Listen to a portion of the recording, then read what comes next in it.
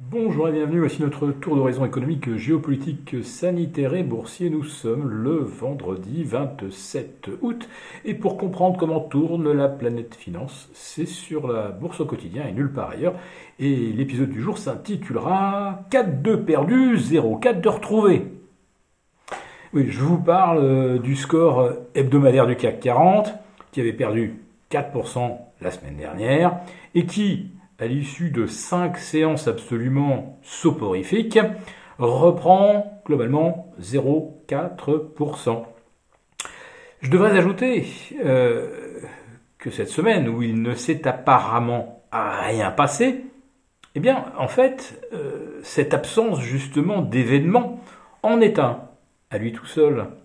Car figurez-vous que nous allons aligner une troisième séance où l'on se situera en dessous des 2,5 milliards d'échanges. 2,5, on les avait atteints mardi, et je crois que lundi, on était monté jusqu'à 3 milliards. Autrement dit, on va boucler une semaine à moins de 13 milliards échangés à Paris, en comptant tous les arbitrages. Car en fait, si vous regardez les vrais échanges, à 17h30, vous apercevez qu'on tourne généralement entre 1,5 et 1,6 milliards. Autrement dit, on aurait en vérité échangé seulement 7 milliards et demi, en tout cas sur la plateforme Euronext. Bien, revenons tout de même à ce total de 13 milliards de chiffre d'affaires à Paris en une semaine. Eh bien, figurez-vous que 13 milliards, c'est par exemple ce qui s'est négocié sur le seul titre Apple vendredi dernier. Oui, il s'était négocié 16 milliards de dollars, donc effectivement 13 milliards d'euros. Voilà, donc sur un seul titre comme Apple, vous avez plus de volume que pour une semaine complète de trading à Paris.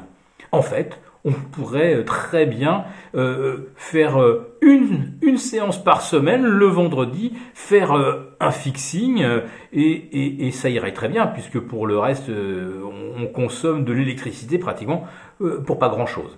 Alors regardez le profil d'ailleurs des 3 précédentes séances. On est placé sous camisole algorithmique. Alors on nous explique évidemment que c'est lié au discours très attendu de Jérôme Powell depuis le symposium de Jackson Hole. Et pourtant, depuis hier, pas mal de membres de la Fed s'expriment, et notamment des faucons.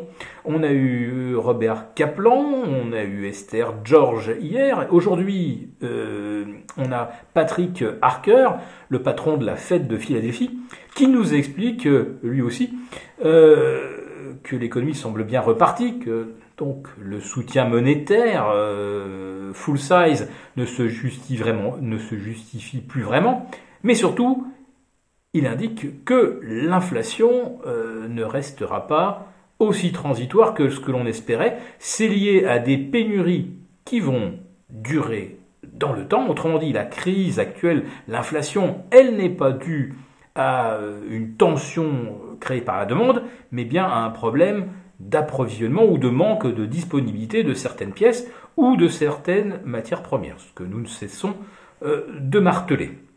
Alors, à quel niveau se situe l'inflation?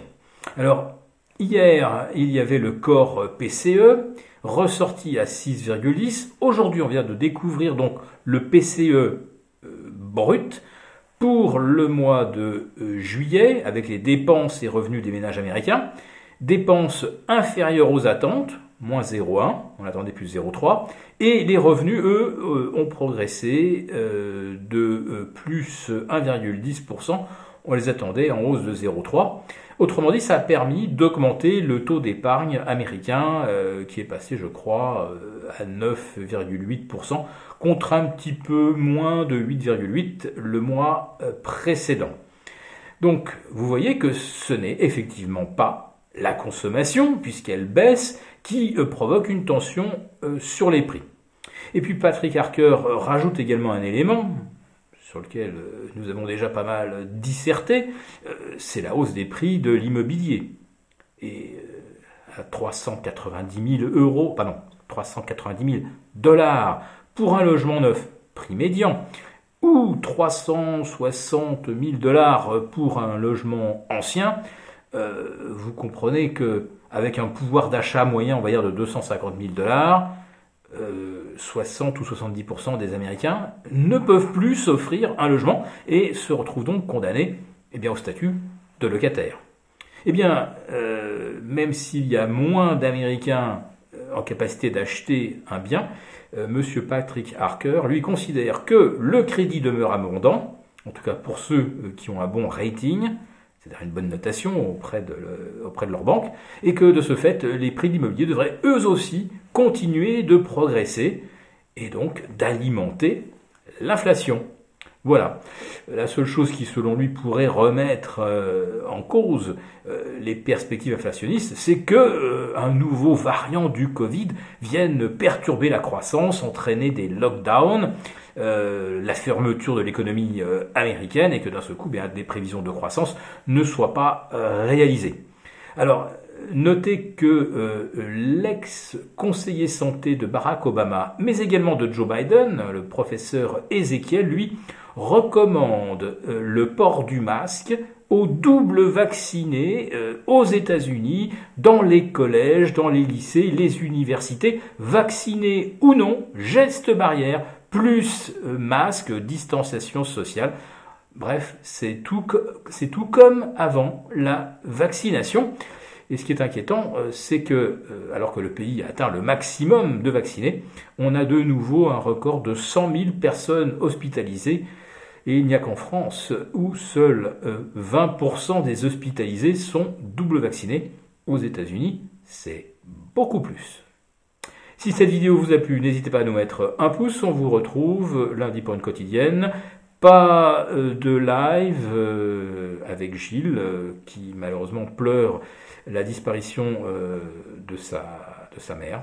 Et je vous retrouverai, moi, pour un live avec les abonnés affranchis mardi.